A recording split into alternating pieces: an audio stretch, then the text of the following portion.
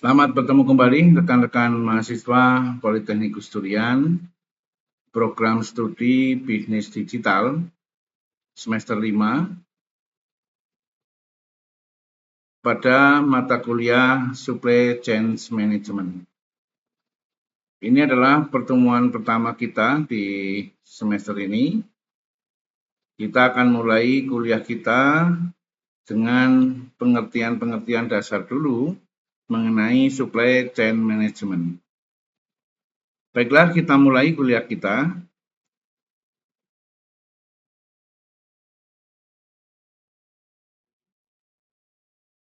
Pengertian Supply Chain Management atau dalam bahasa Indonesia itulah manajemen rantai pasok. Para pelaku bisnis memiliki tujuan dalam perusahaannya tentu untuk memperoleh keuntungan. Untuk mencapai tujuan yang ingin dicapai tersebut, maka harus cermat manajemen produk atau barang atau jasa dengan cara melakukan supply chain management. Supply chain management atau kita biasa menyebutnya SCM atau juga bisa disebut dengan manajemen rantai pasokan menjadi bidang yang sangat penting dalam dunia bisnis karena terhubung langsung dengan daya saing perusahaan.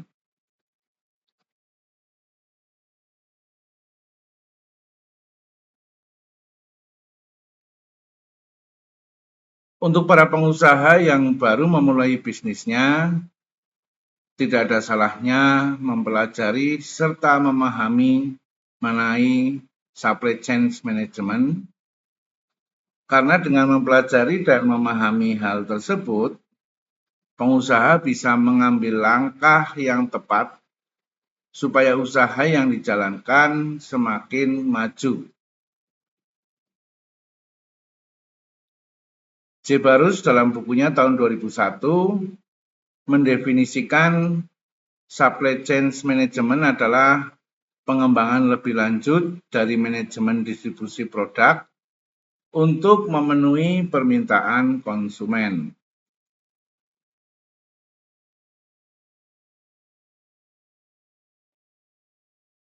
Pengertian ini menekankan pada pola terpadu yang menyangkut proses aliran barang atau jasa dari supplier, manufaktur, retailer, hingga kepada konsumen. Aktivitas antara supplier hingga konsumen, konsumen akhir, adalah dalam satu kesatuan tanpa sekat pembatas yang besar.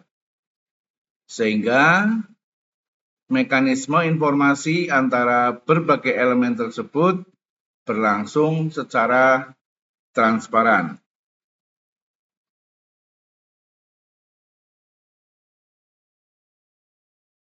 Manajemen rantai pasok atau MRP atau CSM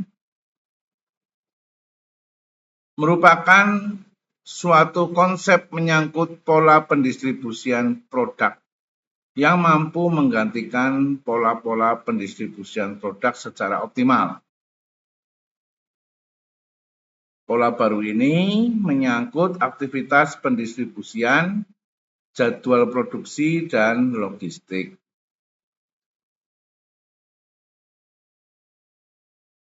Supply chain management is the coordination of production, inventory, location, and transportation among the participants in supply chains to achieve the best mix of responsiveness and efficiency for the market being served.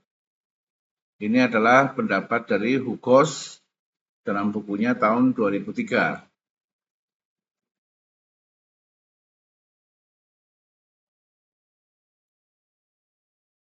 Menurut Levy tahun 2000, supply chain management adalah sebagai suatu pendekatan yang digunakan untuk mencapai pengintegrasian yang efisien dari supplier, manufaktur, distributor, retailer, dan customer.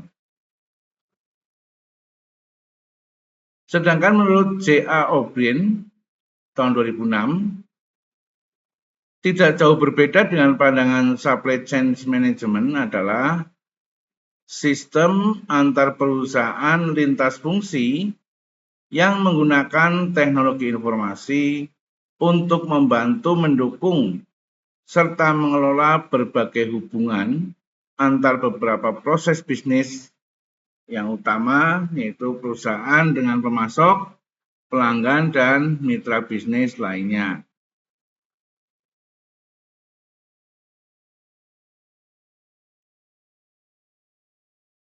Pengertian-pengertian tersebut menyatakan secara umum bahwa pemahaman supply chain management atau manajemen rantai pasokan akan mengandung makna terjadinya aliran material dari awal sampai ke konsumen dengan memperhatikan faktor ketepatan waktu, biaya, dan jumlah produksinya.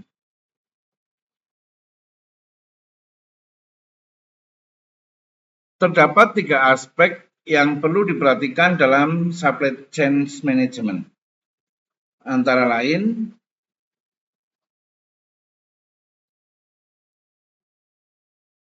yang pertama, supply chain management adalah suatu pendekatan yang digunakan untuk mencapai pengintegrasian yang efisien dari supplier, manufaktur, distributor, retailer, dan konsumen ya. Customer ini sama dengan konsumen. Artinya barang yang diproduksi dalam jumlah yang tepat, pada waktu yang tepat, dan tempat yang tepat, dengan tujuan mencapai biaya dari sistem secara keseluruhan yang minimum, dan juga mencapai tingkat pelayanan yang diinginkan.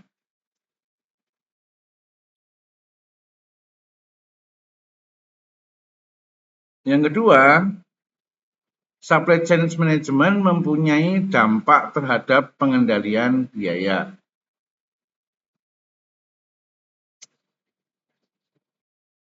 Yang ketiga, supply chain management mempunyai peran penting dalam meningkatkan kualitas pelayanan perusahaan ke konsumen.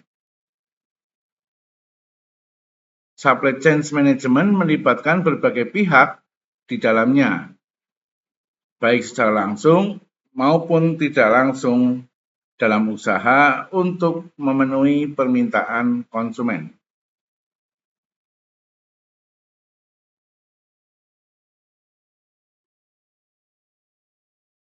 Supply chain tidak hanya melibatkan manufaktur dan supplier, tetapi juga melibatkan banyak pihak, yaitu konsumen, retailer, wholesaler, produsen, hingga transporter produk.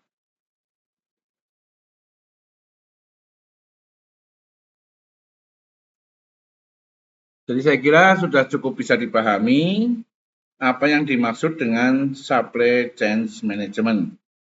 Nanti yang akan kita pelajari bersama selama 1 semester ini. Sekarang kita masuk kepada pembahasan berikutnya, yaitu komponen dasar supply chain management.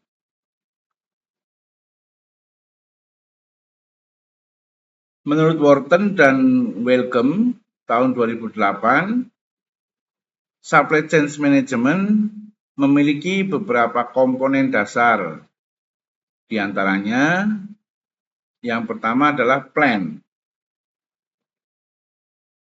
Kesuksesan supply chain management terletak pada proses penentuan strategi supply chain management. Tujuan dari proses perumusan strategi ialah agar tercapai efisiensi dan efektivitas biaya, serta terjaminnya kualitas produk yang dihasilkan hingga sampai ke konsumen.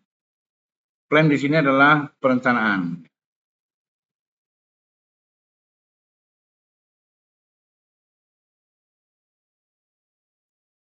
Kemudian source atau sumber daya. Perusahaan harus mampu memilih supplier bahan baku yang kredibel dan sanggup untuk mendukung proses produksi yang akan dilakukan. Oleh sebab itu, manajer supply chain management harus dapat menetapkan harga, mengelola pengiriman, pembayaran bahan baku, dan menjaga serta meningkatkan hubungan bisnis terhadap supplier atau pemasok.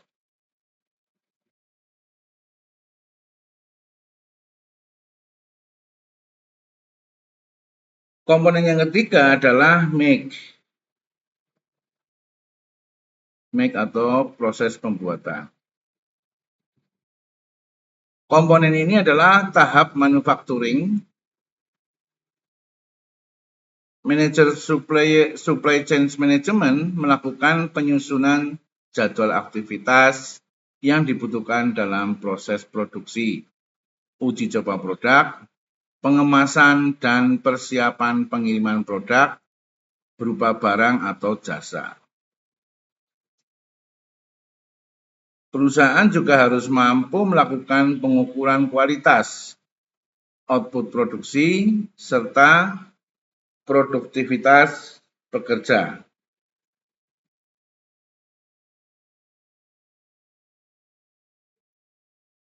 Komponen yang keempat adalah deliver.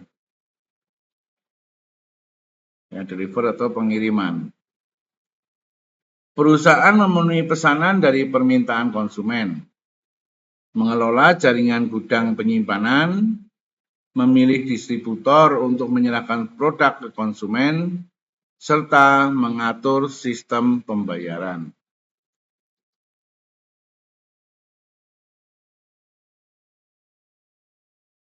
Komponen yang kelima adalah return. Perencanaan supply chain management harus mampu membuat jaringan yang fleksibel serta responsif untuk produk, barang atau jasa yang cacat dari konsumen dan membentuk layanan aduan konsumen yang memiliki masalah dengan produk yang dikirimkan. Jadi komponen yang kelima ini maksudnya adalah kalau istilah umum di Indonesia adalah retur barang atau pengembalian barang-barang yang mungkin cacat produksi atau tidak sesuai spesifikasi yang dipesan oleh konsumen. Perusahaan perlu membuat laporan performansi bisnis secara rutin sehingga pimpinan perusahaan dapat mengetahui perubahan performa bisnis yang telah dilakukan sesuai dengan tujuan awal dari supply chain management yang telah ditetapkan.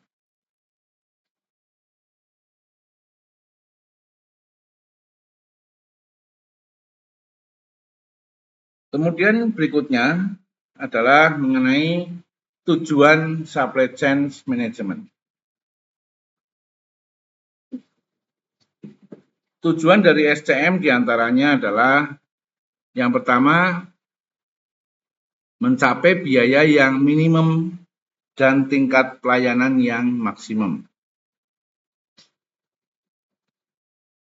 Manajemen rantai pasokan atau supply chain management mempertimbangkan segala fasilitas yang berpengaruh terhadap barang atau jasa yang dihasilkan dan biaya yang diperlukan dalam memenuhi kebutuhan konsumen.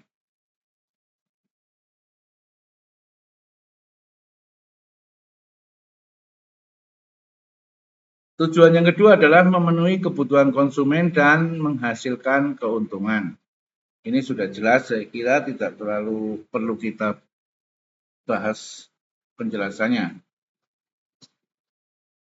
Tujuan yang ketiga adalah bisa memenangkan persaingan pasar. Untuk bisa memenangkan persaingan pasar, maka rantai pasokan harus mampu menyediakan barang atau jasa yang murah, berkualitas, tepat waktu, dan variatif.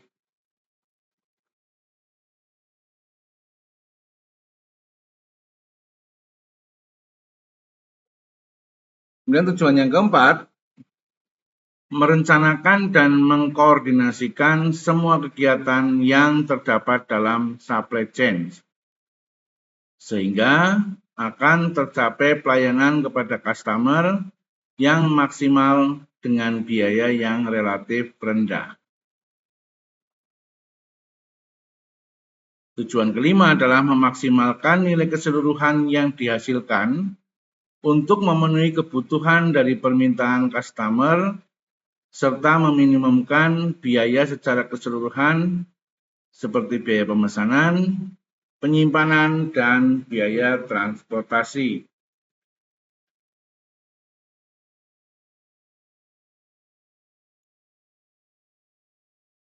Setelah kita membahas tujuannya, sekarang kita beralih ke pembahasan mengenai manfaat supply chain management.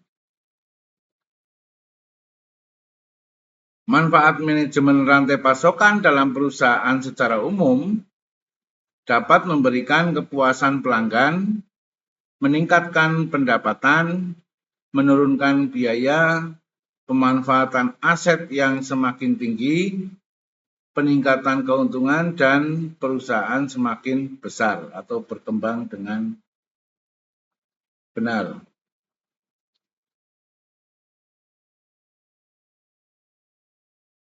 Berikut kita sampaikan poin-poin manfaat supply chain management. Yang pertama, bermanfaat untuk kepuasan konsumen. Kepuasan konsumen adalah target dari kegiatan produksi setiap barang atau jasa yang dihasilkan perusahaan.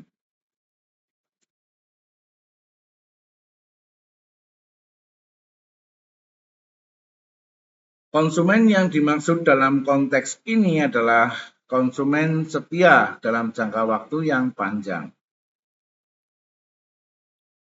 Untuk menjadikan konsumen agar tetap setia, maka terlebih dahulu konsumen harus puas dengan pelayanan yang diberikan oleh perusahaan. Manfaat yang kedua adalah meningkatkan pendapatan.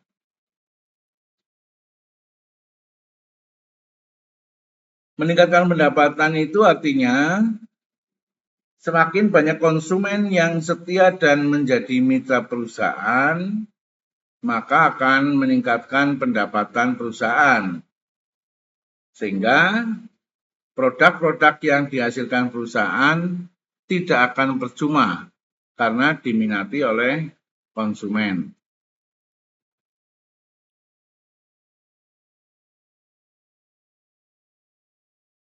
Manfaat berikutnya adalah menurunkan biaya. Menurunkan biaya berarti mengintegrasikan barang atau jasa dari perusahaan kepada konsumen akhir, berarti pula mengurangi biaya-biaya pada jalur distribusi.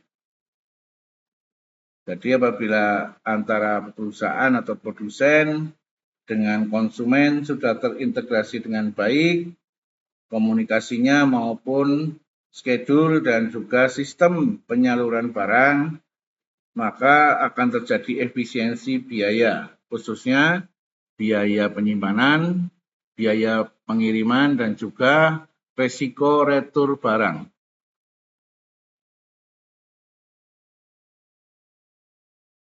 Manfaat yang keempat adalah pemanfaatan aset semakin tinggi.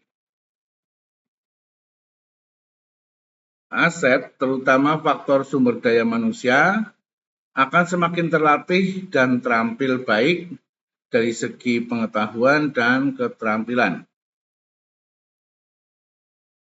Tenaga manusia akan mampu memberdayakan penggunaan teknologi tinggi sebagaimana yang dituntut dalam pelaksanaan supply chain management.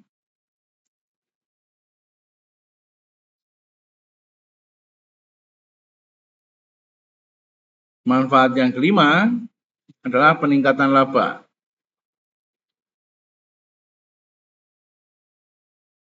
Semakin meningkatnya jumlah konsumen yang setia dan menjadi pengguna produk, yaitu barang atau jasa, pada gilirannya akan meningkatkan keuntungan perusahaan.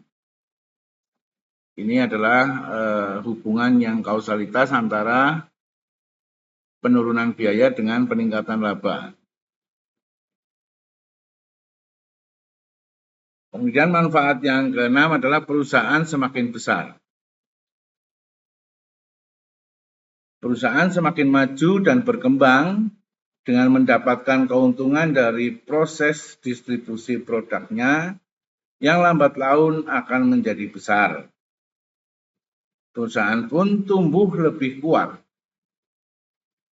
Ya, artinya begitu keuntungannya meningkat, otomatis perusahaan akan mampu untuk melakukan investasi-investasi dalam rangka perbaikan produksi.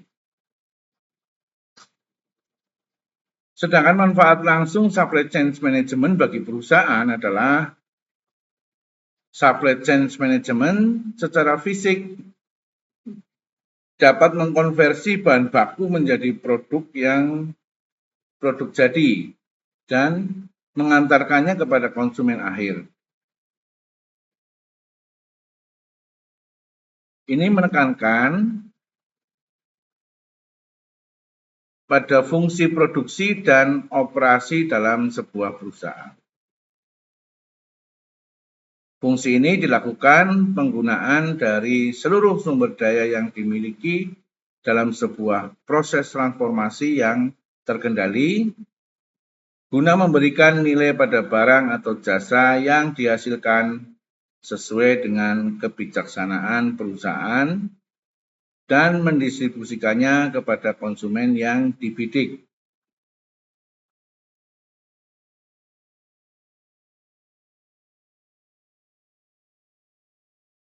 Kemudian manfaat langsung berikutnya adalah supply chain management sebagai mediasi pasar. Artinya memastikan apa yang dipasok oleh rantai supply mencerminkan aspirasi konsumen. Artinya mencerminkan aspirasi konsumen adalah barang yang kita hasilkan sesuai dengan yang dibutuhkan dan yang diharapkan oleh konsumen.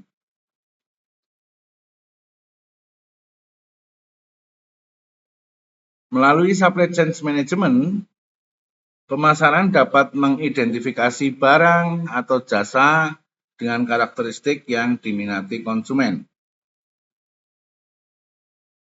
Fungsi ini harus mampu mengidentifikasi seluruh atribut produk yang diharapkan konsumen tersebut dan mengkomunikasikan kepada perancang produk berupa barang atau jasa. Apabila seleksi desain produk sudah dilakukan serta dilakukan pengujian, maka produk dapat diproduksi.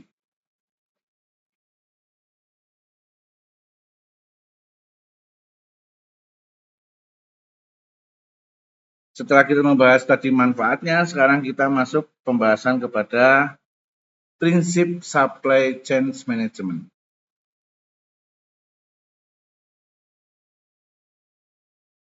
Prinsip-prinsip supply chain management adalah sinkronisasi dan koordinasi kegiatan-kegiatan dengan aliran barang atau jasa, baik dalam suatu organisasi maupun antar organisasi.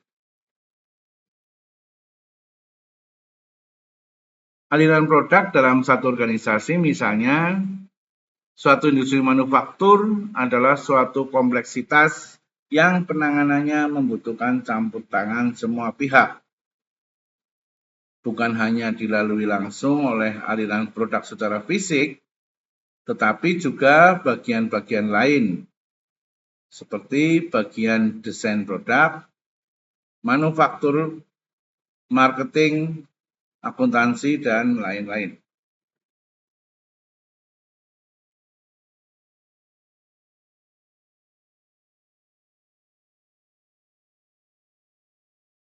Kemudian prinsip-prinsip supply chain management itu terbagi atas beberapa bagian. Yang pertama, menyesuaikan jaringan logistik untuk melayani konsumen yang berbeda.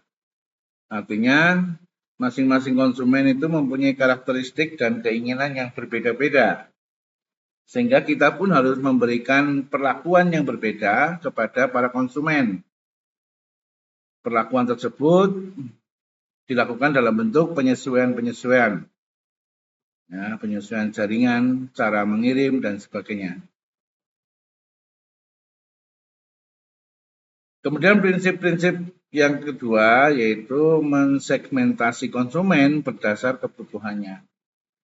Jadi dari banyak konsumen yang kita miliki, kita bisa kelompok-kelompokkan atau segmentasikan ke dalam kelompok-kelompok konsumen yang sejenis. Sehingga kita nanti akan mampu membuat suatu standar layanan kepada konsumen sesuai segmennya masing-masing. Prinsip yang ketiga, mendengarkan dan mengamati sinyal pasar dan jadikan sinyal tersebut sebagai dasar dalam perencanaan kebutuhan sehingga hasil ramalan konsistensi dan alokasi sumber daya atau sumber dananya juga optimal. Artinya mendengarkan dan mengamati sinyal pasar ini adalah kita melakukan evaluasi, bisa berupa meminta kritik dan saran kepada para konsumen atau membuat semacam layanan konsumen untuk komplain dan juga untuk hal-hal lain terkait pelayanan kepada konsumen.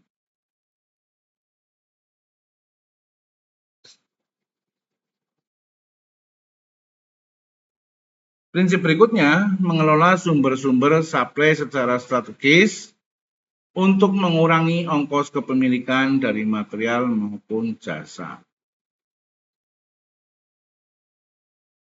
Yang kelima, mendiferensiasikan barang atau jasa pada titik yang lebih dekat dengan konsumen dan mempercepat konversi sepanjang rantai pasok. Jadi kita harus membuat semacam titik-titik pelayanan stok barang mendekati kepada konsumen-konsumen, khususnya konsumen-konsumen yang besar yang sangat mempengaruhi kegiatan perusahaan. Misalnya pabriknya pusatnya di Jakarta, sedangkan konsumennya tersebar di seluruh Indonesia. Maka manajemen perusahaan atau perusahaan harus mendiferensiasikan atau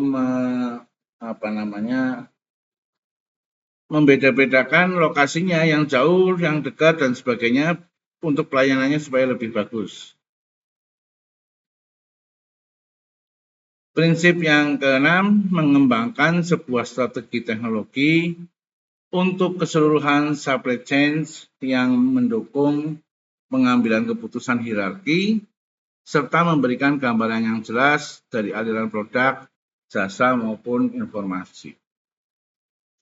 Jadi, kalau frekuensi pekerjaannya sudah banyak, kita mungkin perlu membuat suatu sistem atau membangun sebuah sistem informasi yang terkait dengan jalur rantai pasokan produksi dari pabrik kepada konsumen. Supaya apa? Supaya ada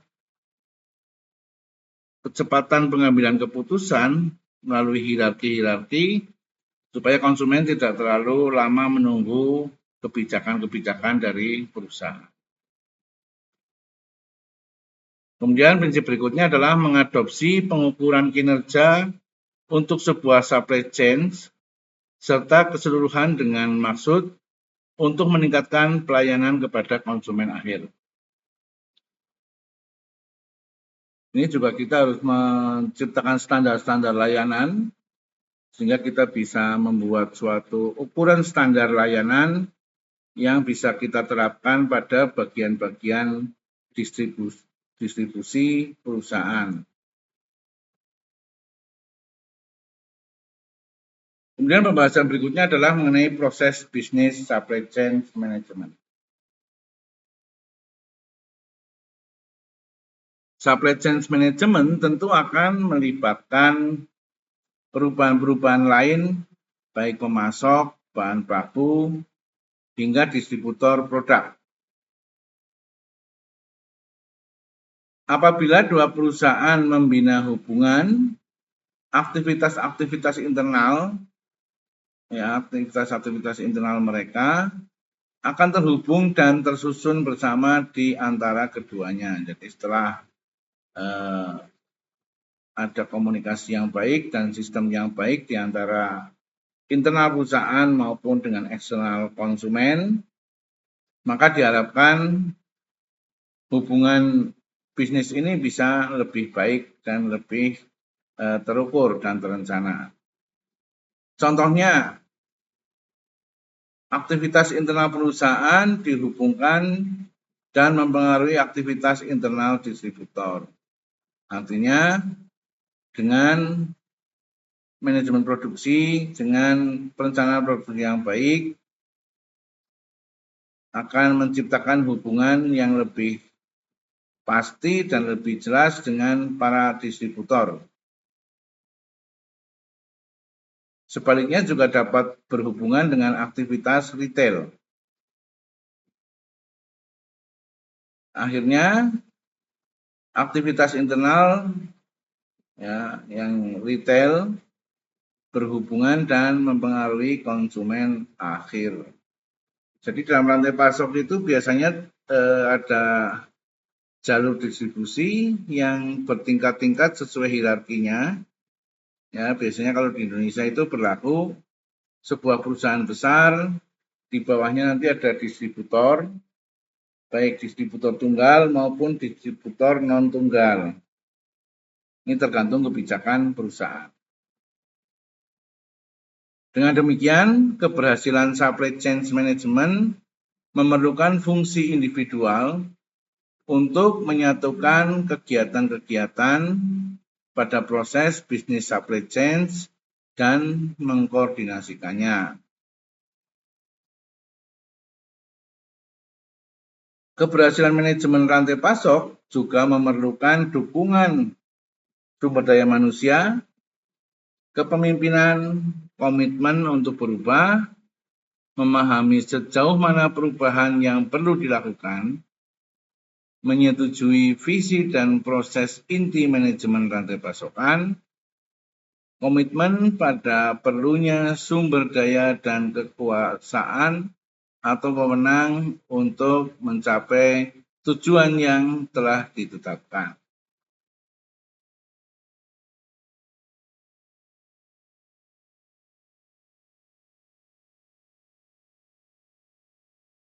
Berikut proses bisnis supply chain management. Yang pertama adalah Customer Relationship Management atau CRM. Langkah pertama, CRM adalah mengidentifikasi konsumen yang kritis dengan misi dagang perusahaan. Tim customer service membuat dan melaksanakan program bersama. Persetujuan barang atau jasa ditetapkan pada tingkat kinerja tertentu untuk memenuhi kebutuhan konsumen.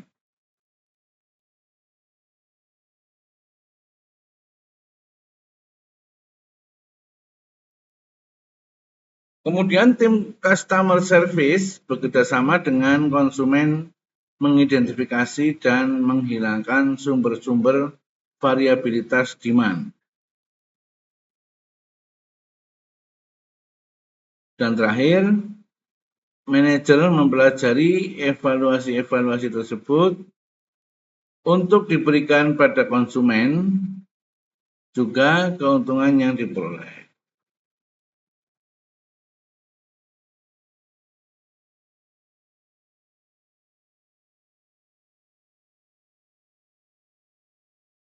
Proses berikutnya adalah Customer Service Management atau CSM. Sumber tunggal informasi konsumen yang mengurus persetujuan barang atau jasa customer service memberitahukan pelanggan informasi mengenai tanggal pengiriman dan ketersediaan. Ya, dalam hal ini adalah ketersediaan barang atau jasa berdasarkan informasi dari berbagai produksi atau dari bagian produksi dan distribusi.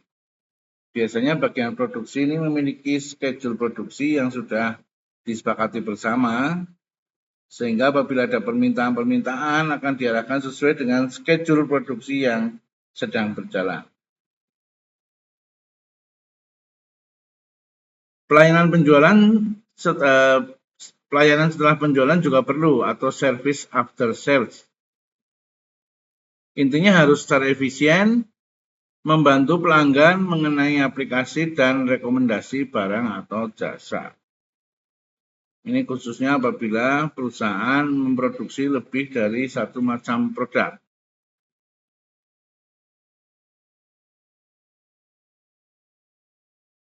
Proses langsung yang keenam adalah demand management.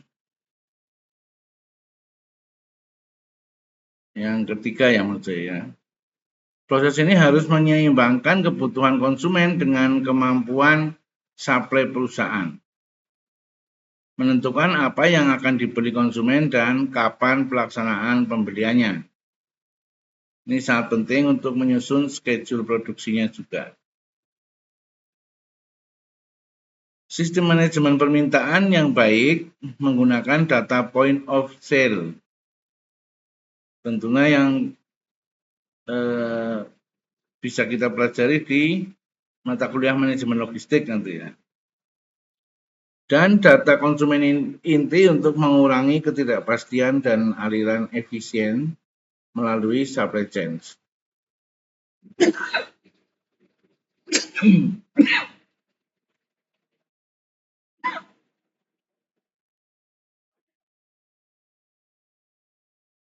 Proses yang keempat adalah customer demand fulfillment. Proses penyelesaian pesanan ini secara efektif memerlukan integrasi rencana kerja antara produk, distribusi, dan transportasi. Hubungan dengan rekan kerja, yakni anggota primer supply chains dan anggota sekunder, diperlukan untuk memenuhi kebutuhan konsumen dan mengurangi total biaya kirim konsumen. Ya, demand fulfillment ini adalah pemenuhan pesanan, ya.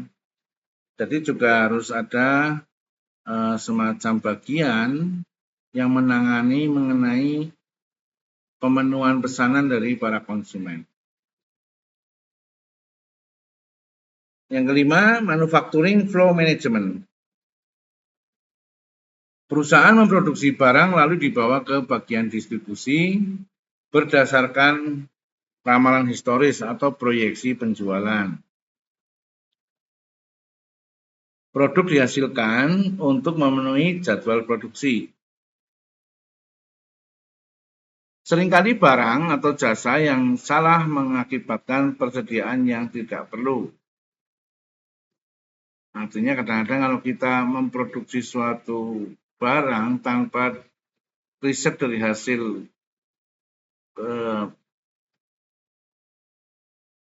bagian penjualan, yaitu untuk memproyeksikan, itu kadang kita menjadi tidak sinkron. Dengan supply chain management produk, dihasilkan berdasarkan kebutuhan konsumen. Jadi, manajemen supply chain ini tentu kiblat utamanya adalah kebutuhan konsumen. Dari situ bisa kita formulasikan bagaimana upaya untuk memenuhi dengan baik melalui pengaturan atau manajemen di dalam aluran rantai pasok produk dari bahan baku sampai menjadi bahan jadi, kemudian dari barang jadi sampai kepada konsumen. Jadi barang produksi harus fleksibel dengan perubahan pasar. Diperlukan kemampuan berubah secara cepat untuk menyesuaikan dengan variasi kebutuhan khalayak. Biasanya ini untuk barang-barang yang bukan bersifat primer ya, tapi sifatnya adalah barang-barang tersier maupun convenient yang lain. Untuk mencapai proses produksi tepat waktu dengan ukuran lot minimum, manajer harus berfokus pada biaya-biaya perubahan yang rendah, termasuk merekayasa ulang proses pertumbuhan dalam rancangan barang atau jasa dan perhatian pada rangkaian barang atau jasa. Jadi memang harus terintegrasi secara menyeluruh dari rantaian pasok pertama bahan baku sampai kepada rangkaian pasok terakhir, yaitu pendistribusian kepada konsumen. Kemudian proses berikutnya adalah procurement. Ini berhubungan baik dalam jangka panjang dengan kelompok pemasok dalam arti hubungan win-win relationship akan mengubah sistem beli tradisional. Jadi kalau kita sudah berhubungan baik, kemudian jangkanya juga jangka panjang dengan supplier atau pemasok, nanti akan terjalin sendiri atau akan terbentuk sendiri sistem yang sama-sama menguntungkan bagi perusahaan atau produsen dengan supplier. Hubungan ini adalah melibatkan pemasok sejak tahap perencanaan barang atau jasa, sehingga dapat mengurusi siklus pengembangan produk atau barang dan jasa, serta meningkatkan koordinasi antara engineering, purchasing, dan supplier pada tahap akhir perencanaan.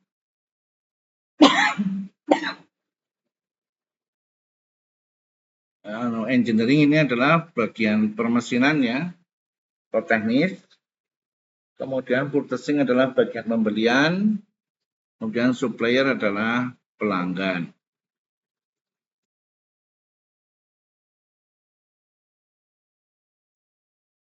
Proses yang berikutnya, pengembangan produk dan komersialisasi.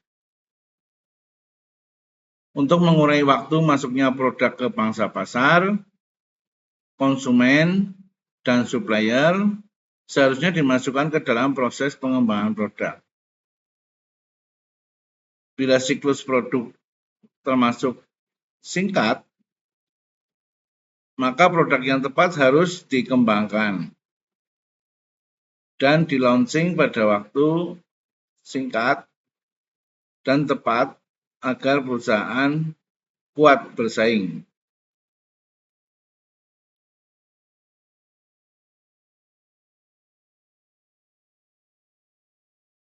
Manajer pengembangan produk dan komersialisasi seharusnya mengkoordinasikan dengan Customer Relationship Management atau CRM untuk mengidentifikasi kebutuhan-kebutuhan konsumen yang telah tertampung maupun yang belum tertampung. Memilih material dari pemasok yang sesuai yang dihubungkan dengan bagian procurement. Mengembangkan teknologi produksi dan aliran produksi untuk mengakses kemampuan produksi dan integrasi ke dalam aliran supply chain yang terbaik untuk penggabungan produksi.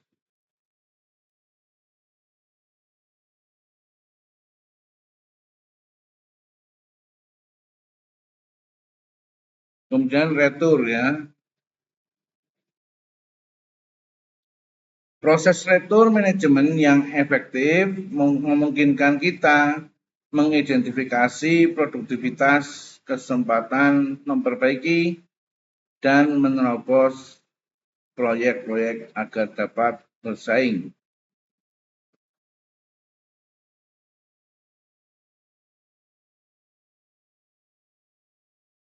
Selanjutnya,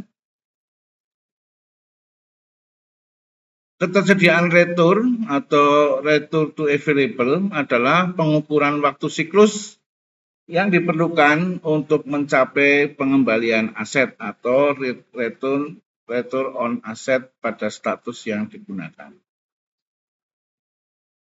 Jadi fungsi yang terakhir ini atau proses yang terakhir adalah proses manajemen pengembalian barang apabila terjadi atau terpaksa harus terjadi retur atau pengembalian barang. Ya, ini juga penting untuk menjaga servis atau pelayanan kepada konsumen.